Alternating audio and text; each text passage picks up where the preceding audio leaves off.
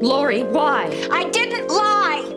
When Ben and I asked how things went with Dr. Galvin, you said fine. Everything is fine. If everyone would just leave me alone, everything would be fine. You're living a lie. And the only way you can change this is to cover up with more lies. Stop using that word! Lori, you are building a fragile world in here. And it's too small for me or Ben or anyone but yourself.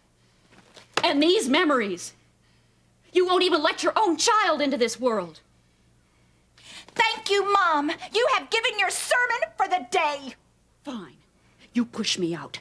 But this is the last time that I'm going to say this. You're doing more than rejecting your baby. You're rejecting the God that gave you this child. Why doesn't Ben come out and tell us what's going on with Lori? Marianne, please sit down. I'm sorry. You certainly don't need me complaining. You're not saying anything I'm not thinking, I guess. Well, maybe the bleeding stopped. Maybe they're just running tests or something, just to make sure the baby's okay.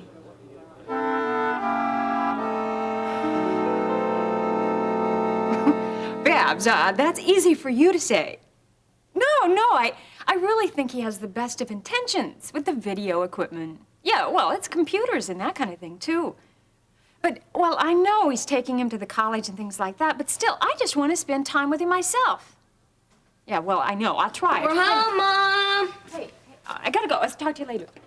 Hey, Will, what are you doing back so soon? Well, Grandpa didn't feel well, so we came home. Daddy, are you... No, I was just tired, that's all. You want me to call you doctor? Certainly not. All he's gonna do is tell me to take a nap. No, wait, it's not more serious than that? Mim, no. Okay. Well, guess that gives us a little unexpected time together, huh? Well, not really. Eric's gonna do a little job for me. Oh, really? Yeah, Grandpa wants me to help him figure out how much money he made last month. Well, just Hollister Mall, Eric. Now, would you go upstairs and get the printouts of last month's receipts? I left them in your room. Okay. Now, wait a minute. Stop right there. For once, that computer can wait. Ma'am. No, Daddy, I don't even want to hear anything from you. I am not interested in what Eric wants or what you want. Spending time with my son is something I want, and I think it's something I'm entitled to.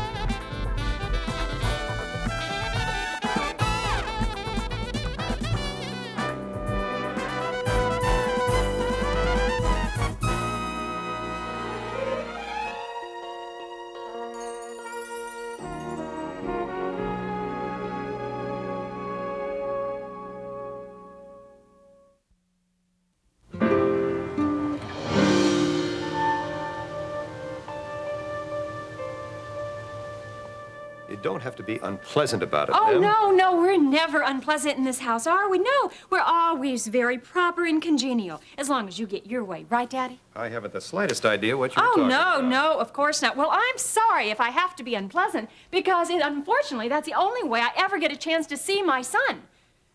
And, I think I would like to speak with him alone, please. Oh, really? Why? Well, the why isn't important. It's just something I intend to do. Now, it would be more convenient if we could do it here, but we don't have to. Well, certainly. Please do.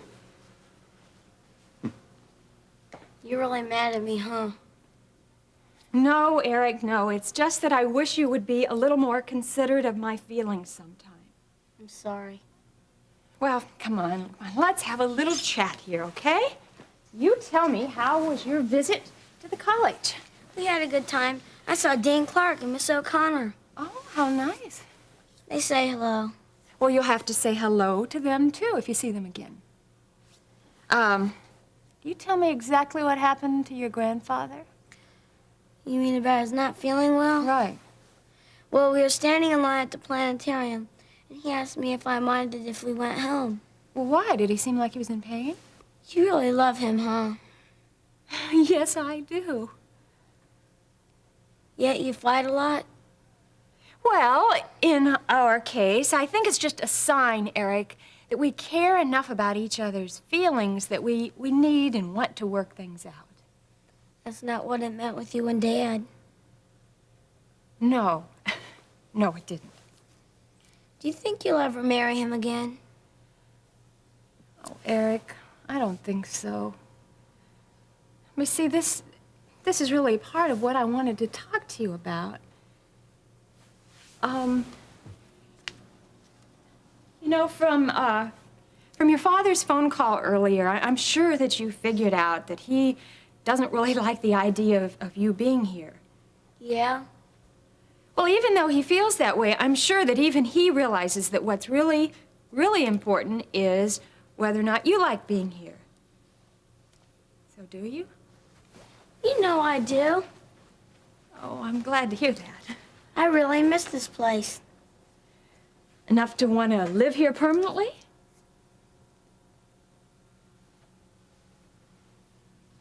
Gee, I don't know, Mom.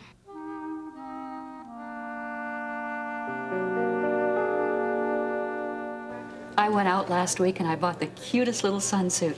It's got the words Grandma's Pride and Joy embroidered across the front. Ben, what's happening? How's Lori? Well, it's a little touchy right now, but we've brought the contractions under control. Then she's gonna be all right? Hopefully after the surgery. Surgery? Yeah, she's being prepped right now. And the baby? The heartbeat's been good, strong all throughout. What kind of surgery? Cerclage? Yeah. What is that? Well, in simplest terms, we strengthen the cervix by sewing it up.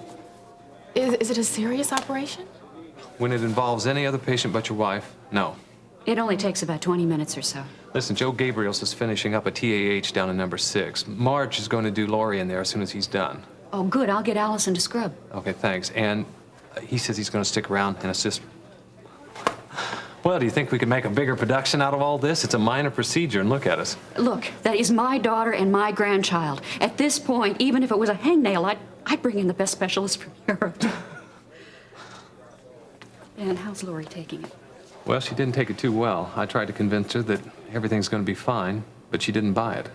Can we see her before she goes into surgery? It's pretty hectic down there. Look, I'll tell you what. Why don't you come down to the OR with me while I make arrangements with the scrub nurse? And then we can see Lori just before she goes in. Okay. All right, I'm going to go talk with the anesthesiologist, and then I'll meet you down there. Right. Bye-bye.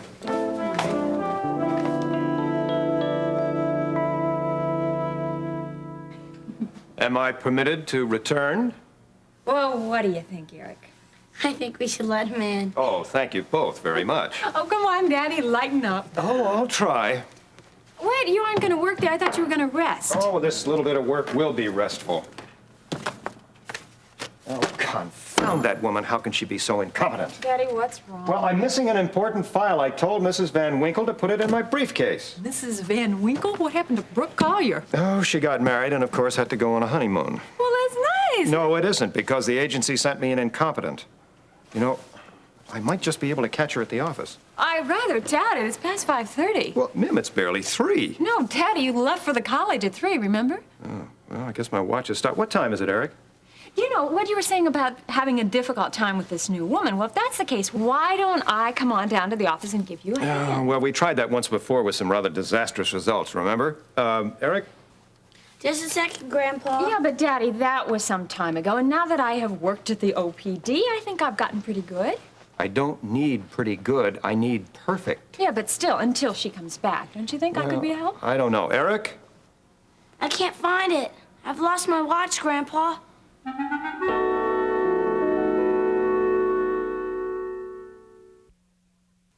What do you mean you lost your watch? Now, Daddy, please calm down. Now, where was it, Eric?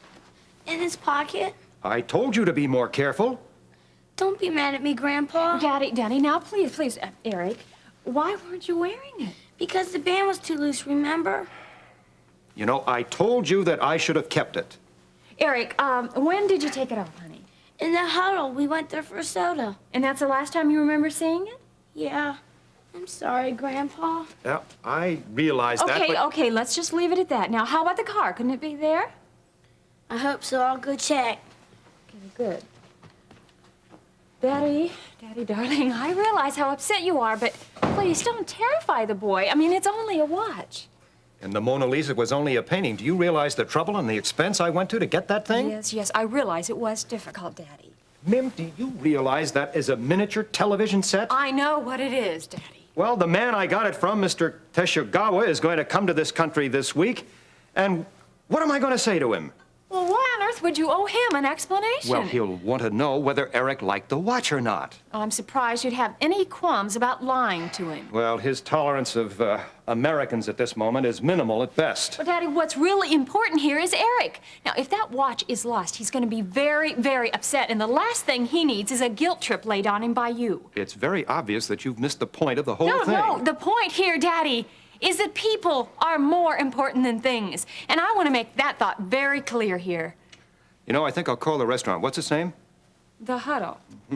Well, it's just possible that somebody may have turned it in. Well, don't you think we ought to wait and see if it's in the car? It's not in the car. Yes, I want a Kingsley listing, please. The Huddle restaurant. If he had found it, he'd be back here by now. Yes, what is that, please? Thank you very much. You know, it isn't entirely impossible that somebody stole it. There were certainly a lot of shady-looking characters when we were there, not the least of which was the waiter, who was a young, smart-aleck black kid. Oh, really? And he was very much interested in the watch, too, I might Daddy, add. please, don't start making any accusations. Come on, It's not there. Yes. I was in your establishment earlier, and it's just possible we may have lost a watch, a rather special one. It has a television set in it. Has anyone turned it in? No, I am not Dick Tracy, and this is no joke. Now, get me the manager. Oh, you are the manager.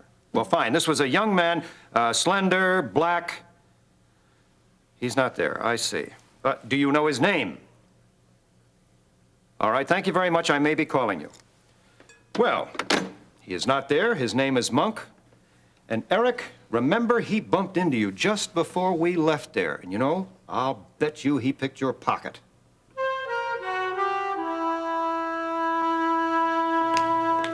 Mary, let me see that medication addendum now. Okay. Good. This is exactly what we need. All right. Looks fine. Okay, now I want you to send down to the lab for that extra report, too, that we need to have. What is this one? Just you want to do? Yes, just go this in? is great. Excuse me, did she just go in? Uh-huh. How did that code go? Well, he died. I'm sorry. We did everything we possibly could. Lori understood why I had to leave, didn't she? Oh, yeah. Well, I still can't go down and see her yet. Mrs. Conklin's on her way up from the lobby, and I have to tell her what happened. You know, I really hate being a doctor at times like these. It's times like these that make you a better doctor, though. Maybe. But how can I comfort Mrs. Conklin when I can't even comfort my own wife?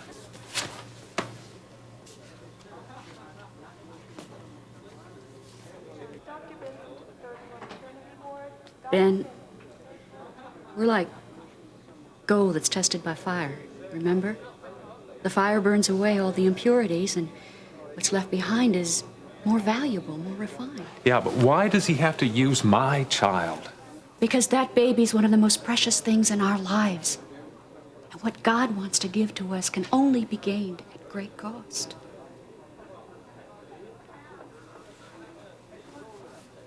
Eddie, I'm telling you, you helped me get to Washington, that's going to be a thing of the past. I don't care what the Security Commission says. I can handle it. It's just a matter of introducing new legislation, that's all. Uh-huh. Yeah, uh-huh. Hey, we're a special interest group, too. We're interested in making a bigger profit. Yeah. Eddie, I can do it, but I can't do it alone, buddy. Look, for all intents and purposes, Bob Oliver is pulling Wainwright's strings, okay? Now, he's not going to be any help to you. It's just not going to happen, pal. I mean, right at this point in time, I'm the only choice you've got. Listen, hold on a minute, will you? Listen, I'll tell you what, somebody just walked in. Let me get back to you. I'll call you tomorrow, okay? Right, bye. Listen, I don't know how they handle things over in Chesterfield, but in this part of town, when you want to see somebody, you usually make an appointment. I was a success in this part of town long before you stepped on your first back to get where you are now. Really? Would you stop assuming that you're going to prison?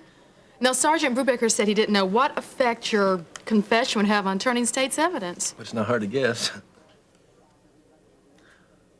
I killed a man, Marianne. Which was an accident. Yeah, sure, it was. But who's gonna believe me? Yes, Your Honor, I went there to kill him, but I was just as surprised as he was when it actually happened. You realize that if I go to prison, I'll be killed. Will you stop saying that? I don't want to hear any of your fairy tales about my safety, Marianne. I was right last time, wasn't I? And I'm right this time. Russ, you experienced the power of God in your life. Now, you know that wasn't a fairy tale. Wouldn't the anger of God be more appropriate? I can't think of a better way for him to show it to me than to stick me into some prison somewhere. I'm sure there's a lot more waiting for me than that. Would you stop saying that you're doomed to go back to hell? That's what I believe. Well, it's your choice. And I think God let you go through this experience to show you that. Oh, what he's showing me is what's going to happen. And why. Well, that's inconsistent with his promises in the But it's Bible. not inconsistent with what I felt or what I'm feeling. And right now, that's a whole lot more powerful. But it doesn't mean it's true. Do you know who you remind me of right now? You remind me of Lori, because she refused to believe that she wasn't raped, Russ, no matter what any of us told her. But you're scaring me, because if you continue to believe this way, then you're risking a whole lot more.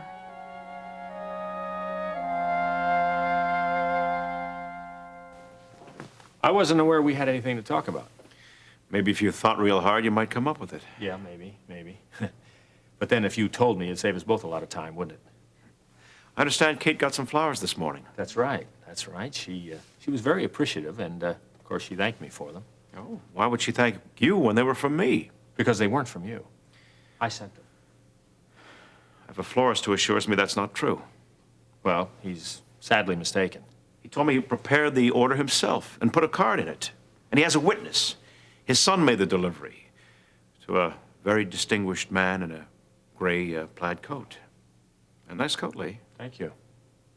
Yes, I remember the delivery very well, but there was not a card. You want to hear my version? I'm sure I know it, but please. All right.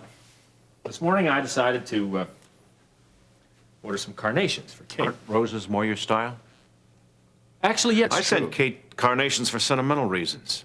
On our first date, there were carnations on the table, and I took one out of the vase and gave it to her. She saved it for years. That's very touching, Dave. But I thought this was my explanation. Actually, the reason why I ordered carnations, not important. Only to me, but why should that be a consideration? The fact is, I did. And I also did not include a card because I realized I was going to be there to deliver my message in person. Oh, and here, Kate, these are from Dave would be inappropriate, right? Listen, I'm trying to be reasonable about this. Do you want to listen or not? Is there much more? Just this. There was not a card when those flowers arrived. I don't care what any kid says, all right? And I just assumed that those flowers were the ones I sent. And under the circumstances, that's a natural assumption. I don't think you can prove they weren't. No, I can't, but the burden of proof doesn't rest on me. Okay, listen, I don't think, I have nothing else to say on this matter. Spoken like a politician. So, if that's what you came to see me about, why, we did. Listen, Dave, I'm really sorry, but I've got a couple important calls I've got to make here. Well, they can wait. Did I tell you what happened at the fundraiser? You proposed a toast, and when I responded to your good faith by taking a drink of my punch, I discovered that somebody had poured a great deal of vodka into it. Is that right? It's since occurred to me that anyone who would try to pass off another man's flowers as his own might get a cheap thrill out of trying to get a reformed alcoholic to take a drink. Listen, first of all, there's no such thing as a reformed alcoholic, and I suggest you spend a little more time at AA. Now, I also happen to feel that you're getting paranoid. Are you disappointed it didn't work? I'm disappointed that you stooped to manufacture a scapegoat for these things. Meaning that there was no vodka in my drink, and the incident with the flowers didn't happen. Meaning I had nothing to do with either one of these things. Now, what possible reason would I have for that kind of behavior? Only one I can think of. Kate. Now tell me, what was the reason for the $10,000 bribe at the fundraiser? For me to stay out of Kate's life? To let your relationship with her take its natural course? Or something like that, anyway. It seems to me you took the money. But I didn't agree to the terms. Oh, and now you're accusing me of playing dirty? Let's go. Is that an admission? No, that's simply an observation, my friend. Well, I guess there's only one more question then, right? Should Kate know about the bribe? What do you suppose she'd think of you if she did know?